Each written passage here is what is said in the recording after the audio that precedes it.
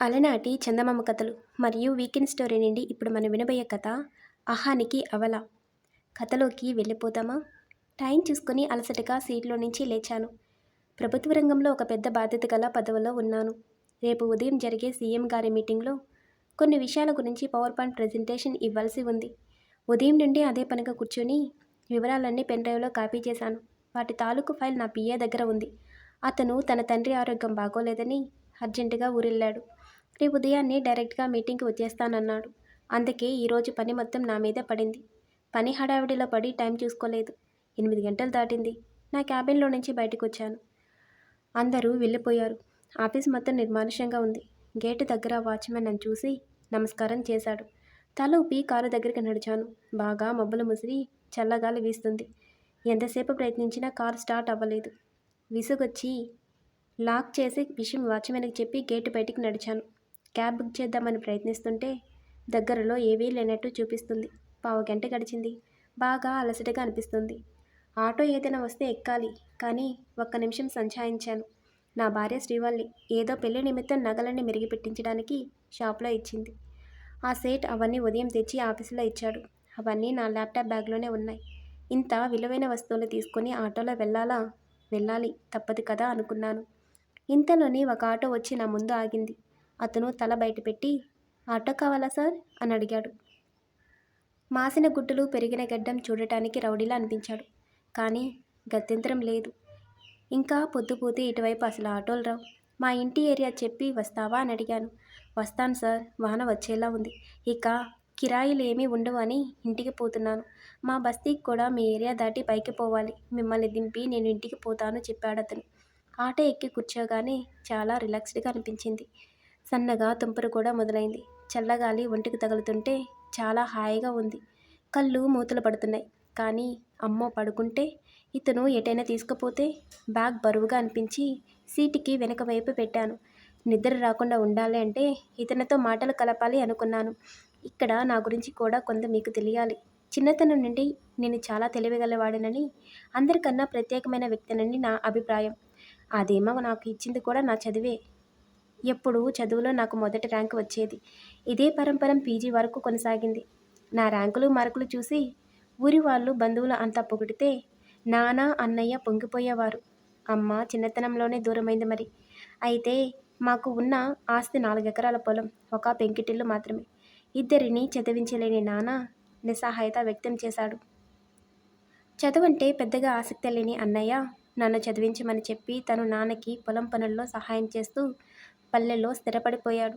నేను సిటీకి వచ్చి హాస్టల్లో ఉంటూ ప్రభుత్వ ఉద్యోగానికి కోచింగ్ తీసుకొని రాత్రింబవళ్ళు కష్టపడి చదివి ఉద్యోగం సంపాదించాను. అక్కడ నుండి అంచెలంచెలుగా మంచి స్థాయికి చేరాను. ప్రతి పనికి ఒక రేటు ఉంటుంది నాకు. ఆ రేటు ప్రకారం ఇస్తేనే ఆ పని జరిగేది. డబ్బు దగ్గర చాలా కఠినంగా ఉంటానని పేరుంది నాకు. ఎంత పేదవారైనా నా దగ్గర పని జరగాలంటే ఆ డబ్బు చెల్లించాల్సిందే. లంచాలు తీసుకోవడానికి ఏమాత్రం సిగ్గుపడను. ఇంత కష్టపడి మా నాన్న ఎకరం పొలం కూడా అమ్మి చదివిస్తే అలా సంపాదించుకోవడం నా హక్కు అనుకునేవాడిని. నా సహోద్యోగులు కొందరు నన్ను చూసి అసూయపడతారని, లంచాలు ఇచ్చేవారు నన్ను తిట్టుకుంటూ ఇస్తారని నాకు తెలుసు. అయినా నేను అవేమీ పట్టించుకోను. ఇవన్నీ చూచాయిగా తెలిసి నాన్న కూడా ఒకసారి నన్ను హెచ్చరించారు. తలూపి ఊరుకున్నాను అంతే. ఆత్మీయులు బంధువులు కూడా కలిసేవాడిని కాదు. ఎందుకంటే వారంతా నా హోదా డబ్బు చూసి నాకు దగ్గరవ్వాలి అనుకుంటున్నారని నా నమ్మకం. ఎవరు ఏ శుభకార్యానికి పిలిచినా వెళ్ళేవాడిని కాను. మా అన్నయ్యకి సైతం ఎప్పుడు ఫోన్ చేయను. తనంతా తాను ఏదో చేస్తే ఏవో 2 పొడి మాటలు అంతే. నాన్న 10 ఏళ్ల క్రితమే కాలం చేశారు. అన్నయ్య ఆ ఊరిలోని అమ్మాయిని పెళ్లి చేసుకొని 2 ఆడపిల్లలు 1 మగపిల్లవాడికి తండ్రి అయ్యాడు. పొలం మీద వచ్చే ఆదాయమే అన్నయ్యకి ఆధారం. ఆ 3 ఎకరాలలోనూ ఇద్దరికి సగం సగం అన్నారు నాన్న. ఆ ప్రకంగానే పంట డబ్బులు పంపేవాడు అన్నయ్య. నేను కూడా నా హక్కుగా తీసుకునేవాడిని. నా వాటానేగా నేను తీసుకుంటున్నాను. ఇంకా ఇంటిలో వాటా అడగలేదు. అది పూర్తిగా వాళ్ళకే వదిలేశాను కదా. అది నా ఉదారత అనిపించేది నాకు. కోచింగ్ సెంటర్లో పరిచయమైంది శ్రీవల్లి. ఆమె వ్యక్తిత్వము, అందం చూసి ప్రేమించాను. అనాథ అని తెలిసి ఇష్టపడి పెళ్లి చేసుకున్నాను. కానీ ఎవరూ లేక అనాథ శరణాలయంలో పెరిగిన ఆమెకి బంధువులు అంటే చాలా మక్కువ. అందరినీ కలుపుకోవాలని, అందరితో కలిసిపోవాలని చాలా ఆరాటపడేది. పెళ్ళైన కొత్తల్లో నేను గట్టిగా హెచ్చరించడంతో ఆమె కూడా అందరికీ దూరంగా ఉండిపోయేది. అన్నయ్య, వదినలతో మాత్రం తరచూ కాల్ చేసి మాట్లాడేది. నేను అంతగా పట్టించుకోలేదు. నిన్ననే శ్రీవల్లి చెప్పింది అన్నయ్య ఫోన్ చేశాడని. పెద్ద పిల్లకి మంచి సంబంధం వచ్చిందని, కట్న కానుకలు ఎక్కువ అడుగుతున్నారని, వాటి దగ్గర వెనకాడుతున్నామని చెప్పారట వల్లితో. నేను మౌనంగా విని ఊరుకున్నాను. కానీ ఏ స్పందన లేని నన్ను చూసి శ్రీవల్లి ముఖంలోని భావం నాకు పదే పదే గుర్తుకు వచ్చింది. ఆటో వేగంగా వెళ్తుంది. నీ పేరేమిటోయ్? పలకరించాను. దాసు సార్, వినయంగా చెప్పాడతను. ఎక్కడుంటావు? ఏదో బస్తీ పేరు చెప్పాడతను. ఊరి చివర ఉండే చాలా పెద్ద బస్తీ అది. ఎందరి పిల్లలు? అడిగాను. 4 పిల్లలు సార్, చెప్పాడతను. నలుగురా? అన్నానని కాదు కానీ నీకొచ్చే సంపాదనతో వాళ్ళని పోషించగలవా? అతిశయంగా అడిగాను. వాళ్ళే కాదు సార్, మా ఇంట్లో మొత్తం 10 మంది ఉంటాం, దాసు చెప్పాడు. 10 మందా? విస్మయంగా అడిగాను. అవును సార్, నేను, నా భార్య, నా 2 పిల్లలు, అన్నయ్య, వదిన, వాళ్ళ 2 పిల్లలు, మా అమ్మ, నాన్న అందరం కలిసే ఉంటాం సార్, చెప్పాడు దాసు. వీళ్ళంతా నీతోనే ఉంటారా? ఆశ్చర్యంగా అడిగాను. అవును సార్, అందరూ నా మీదే ఆధారపడ్డారు, అన్నాడు దాసు. నాన్సెన్స్, మనసులోనే అనుకున్నాను. మా అమ్మ, నాన్న పెద్దవారు సార్, ఏమీ చేయలేరు. అన్నయ్య ఇదివరకు లారీ మీద వెళ్ళేవాడు. యాక్సిడెంట్లో కాలు పోగొట్టుకొని ఇప్పుడు ఇంటి ముందే చిన్న బడ్డీ కొట్టు పెట్టుకొని ఉన్నాడు. అన్నయ్య సంపాదించినప్పుడు వారు బాగానే ఉండేవారు వేరే చోట. అన్నయ్యకి కాలు పోయాక వారిని కూడా తెచ్చి నా దగ్గరే పెట్టుకున్నాను. పిల్లలు 4 గవర్నమెంట్ స్కూల్లో చదువుతున్నారు. మా వదిన, నా భార్య ఇంట్లో మిషన్ కుడతారు. ఏదో అలా జరిగిపోతుంది, చెప్పాడు దాసు. అమ్మా నాన్న సరే, అన్నయ్య, వదిన ఏదో పని చేసుకుని బతుకుతారు కదా. ఈ రోజుల్లో ఎవరి కుటుంబాన్ని వారు పోషించడం కష్టంగా ఉంది. అలాంటిది ఇంతమంది బాధ్యత అంటే మాటలా? నీ పిల్లల గురించి ఆలోచించవా? విసుగ్గా అన్నాను. తోడబుట్టిన వాడిని కష్టాల్లో ఎలా వదిలేస్తాం సార్? కొంచెం ఇబ్బందిగానే ఉన్నా అందరం సంతోషంగానే ఉన్నాం. నా పిల్లలతో పాటే నా అన్న పిల్లలు కూడా. తోడబుట్టిన వాడిని అలా వాడి కర్మానికి వదిలేస్తే ఇక మనిషి పుట్టుకకు అర్థం ఏమిటి సార్? అన్నాడు దాసు. ఎవరో చెంప మీద చెల్లున చరిచినట్లు అనిపించింది. ఛీ, ఏమిటి మనుషులు అన్నీ పనికిమాలిన తీరులు చెబుతున్నాడు. ఇవన్నీ వాట్సాప్లో గుడ్ మార్నింగ్ కొటేషన్లు పెట్టుకోవడానికి తప్ప ఇక దేనికి పనికిరావు. మా అన్నయ్య కూడా ఇంతే. మగపిల్లవాడి కోసం 2 ఆడపిల్లలను కని ఇప్పుడు పెళ్లి చేయలేక తిప్పలు పడుతున్నాడు. నేను చాలా ప్లానుడుగా ఒక అమ్మాయిని కని తనకి డిగ్రీ అవుతూనే మంచి సంబంధం చూసి పెళ్లి చేసి అమెరికాకి పంపించేశాను. ఇంత సెంటిమెంటల్గా ఎలా ఉంటారో ఈ జనాలు. షిట్, చిరాగ్గా మనసులోనే అనుకున్నాను. మా ఏరియాకి రాగానే నేను చెప్తుంటే ఆ గుర్తుల ప్రకారం ఇల్లు చేర్చాడు దాసు. ఆటో దిగి డబ్బులు ఇచ్చి వెళ్తుంటే ఉంటాను సార్, నమస్తే అని వెళ్ళిపోయాడు దాసు. లోపలికి వచ్చి అలసటగా సోఫాలో కొలబడ్డాను. లోపల మాత్రం ఏదో అంతర్మదనం. దాసు మాట్లాడినవి ఏవీ కూడా నాకు మింగుడు పడటం లేదు. బయట వర్షం బాగా పెరిగింది. ఈదురు అలలతో వర్షం భయానకంగా ఉంది. నా అలికిడికి లోపలున్న శ్రీవల్లి వచ్చింది. వచ్చారా? ఈ వానలో ఎలా వస్తారో అనుకుంటూ ఉన్నాను. ఫ్రెష్ అయ్యి రండి, డిన్నర్ చేద్దాం. అవును, నగలు మీకు అప్పచెప్పాడు అన్నాడు సేట్ కాల్ చేస్తే. ఆ బ్యాగ్ ఇవ్వండి, లోపల పెడతాను, చెప్పింది శ్రీవల్లి. అప్పుడు స్పృహలోకి వచ్చి పక్కన చూశాను బ్యాగ్. అవును, నా బ్యాగ్ ఏది? ఏదో ఆలోచనలో పడి సీటు వెనక పెట్టిన బ్యాగ్ని తీసుకోవడం మర్చిపోయాను. ఎంత పని జరిగింది! అసలే ఇబ్బందుల్లో ఉన్న దాస్ ఖచ్చితంగా ఆ బ్యాగ్ని తీసేసి ఉంటాడు. అంత సొమ్ము ఎవరైనా వదులుతారా? అసలు ఈ లోపల ఇంకెవరైనా ఎక్కి ఉంటే ఇదంతా ఒక ఎత్తు అయితే, రేపు సీఎం మీటింగ్లో ఇవ్వాల్సిన ప్రెజెంటేషన్ వివరాలు మొత్తం కాపీ చేసి పెన్ డ్రైవ్లో కూడా అందులోనే ఉంది. వృత్తిపరంగా నాకు ఇది చాలా ఇబ్బందే. ఖచ్చితంగా పై అధికారులకు నేను సంజాయిషీ ఇచ్చుకోవాల్సి ఉంటుంది. అవసరమైతే నాకు మెమో కూడా ఇస్తారు. చాలా సమస్యలు వస్తాయి. కాసేపు మైండ్ అంతా బ్లాక్ అయిపోయింది. బ్యాగ్ ఏదండి? కారులో ఉందా? అడుగుతుంది శ్రీవల్లి. విషయం అంతా తనకి చెప్పాను. తను కూడా చాలా దిగులు పడింది. ఓలాలో అయితే కనీసం అతని నెంబర్ అయినా దొరికేది. ఇప్పుడు అవకాశం లేదు. అరగంటకి నా బుర్ర కాస్త పనిచేయడం మొదలుపెట్టింది. నాకు తెలిసిన డిపార్ట్మెంట్ ఆఫీస్కి కాల్ చేసి విషయం వివరంగా చెప్పాను. అంతా విని అతను, సార్, ఆ డ్రైవర్ పేరు, ఆ బస్తీ పేరు తెలిస్తే చాలదు సార్. అది చాలా పెద్ద బస్తీ. ఈ రాత్రిలో ఇంత గాలి వానలో అక్కడుండే ఆటో డ్రైవర్ని గ్యాదర్ చేయడం కష్టం. ఏదైనా రేపు ఉదయమే. ఆ ఏరియా ఊరికి 20 కిలోమీటర్ల దూరంలో ఉంది. నేను ఆ ఏరియా స్టేషన్కి ఇన్ఫామ్ చేస్తాను. అతను ఇప్పటికే అవి చూసుకొని ఎస్కేప్ అయితే మాత్రం కష్టమే, చెప్పాడతను. ఫోన్ పెట్టేసి నిస్సహాయతగా సోఫాలో కూర్చున్నాను. శ్రీవల్లి కూడా నా పక్కనే నా చేయి పట్టుకుని కూర్చుంది. నీకు వచ్చేదానితోనే సంతృప్తిగా గడుపు.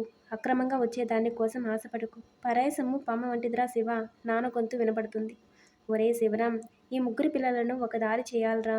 ఆశగా నన్ను అర్థించిన అన్నయ్య మాటలు చెవిలో ప్రతిధ్వనిస్తున్నాయి. నేను డబ్బు సంపాదనలో పడి నా వాళ్ళని నిర్లక్ష్యం చేశానా? అదే నాకు శాపంగా మారిందా? ఆఖరి రోజుల్లో నాన్నని పట్టించుకోలేదు. అన్నయ్య 3 పిల్లలతో ఎలా నెట్టుకొస్తున్నాడో అని ఏ రోజు నేను ఆలోచించలేదు. ఈరోజు నాకు కష్టం రాగానే అహం తగ్గి అయిన వాళ్ళందరూ గుర్తుకు వస్తున్నారా? మెదడంతా ముద్దబారిపోయింది. అలా ఎంతసేపు ఉన్నానో తెలియదు. కాలింగ్ బెల్ మోగింది. రాత్రి 11 గంటలు దాటింది. ఈ సమయంలో ఎవరు అనుకుంటూ వెళ్ళి తలుపు తీశాను. వరండాలోని లైట్ వెలుగులతో తడిసి ముద్దై నిల్చున్నాడు దాసు. నమస్తే సార్, మీ బ్యాగ్ ఆటోలో మర్చిపోయారు. నేను ఇంటికి వెళ్ళి ఆటో పార్క్ చేస్తూ చూశాను. అందులో విలువైనవి ఏమైనా ఉంటే మీరు కంగారు పడతారు కదా అని మళ్ళీ వెంటనే వచ్చేశాను అని ఒక పాత టవల్లో భద్రంగా చుట్టిన బ్యాగ్ని నాకు అందించాడు. నేను నమ్మలేనట్టుగా చూశాను. అది నాకు ఇంకో దెబ్బ. ఏమీ లేని దాసు కూడా అందిన వాటికి ఆశపడలేదు. మరి అన్నీ ఉన్న నేనెందుకు అక్రమంగా వచ్చేదానికోసం కకృతి పడుతున్నాను? దాసు ముందు నాకు నేనే ఒక పికిలంగా కనిపించున్నాను. శ్రీవల్లి ముందుకు వచ్చి, చాలా సంతోషం బాబు. ఈ బ్యాగ్ వేరెవరి చేతికి అయినా చిక్కితే మా సొమ్ము మాకు దక్కేది కాదు. నువ్వు చాలా మంచివాడివి అని చేతులు జోడించింది. అయ్యో, అంత మాట అనకండమ్మా. మనం కష్టపడి సంపాదించిందే మనకు శాశ్వతం. పరాయి సొమ్ముకి ఎప్పుడు ఆశపడకూడదు. వెళ్ళొస్తానమ్మా. అన్నీ ఉన్నాయో లేదో చెక్ చేసుకోండి సార్. నమస్కారం చేసి వెళ్ళిపోయాడు దాసు. లోపలికి వచ్చి బ్యాగ్ తీసి చూసుకున్నాను. అన్నీ చెక్కు చెదరకుండా ఉన్నాయి. ఇద్దరం ఏదో తిన్నామనిపించి పడుకున్నాం. శ్రీవల్లి నిశ్చితంగా నిద్రపోయింది. నాకు మాత్రం నిద్ర పట్టలేదు. దాసు కన్నా నేను ఏ విధంగా ఎక్కువ? నన్ను నేను ప్రశ్నించుకుంటూనే ఉన్నాను. నా దగ్గర డబ్బు మాత్రమే ఉంది. దాసు దగ్గర అది తప్ప అన్నీ ఉన్నాయి. అయిన వాళ్ళతో సంతోషంగా కలిసున్నా అతనెక్కడా? అహంతో అందరికీ దూరంగా ఉండి నేనెక్కడా? ఎప్పుడో తెల్లవారుజామున నిద్ర పట్టింది నాకు. ఉదయమే లేచి అన్నయ్యకు కాల్ చేశాను. నా గొంతు వింటూనే అన్నయ్య ఆశ్చర్యపోయాడు. నాకు నేనుగా ఎప్పుడు చేసి మాట్లాడునుగా మరి. ఏరా శివ, అంతా బానే ఉంది కదా? ఏమిటి ఇంత ఉదయాన్నే ఫోన్ చేశావు? అడిగాడు అన్నయ్య కంగారుగా. పక్కనే ఉన్న శ్రీవల్లి నా వైపు ప్రశ్నార్థకంగా చూస్తుంది. ఆమె ముఖంలో ఆశ్చర్యం కూడా కనిపిస్తుంది. అంతా బావుంది అన్నయ్య. వదిన పిల్లలు ఎలా ఉన్నారు? మరి పెద్దదానికి ఏదో సంబంధం వచ్చిందని చెప్పావట.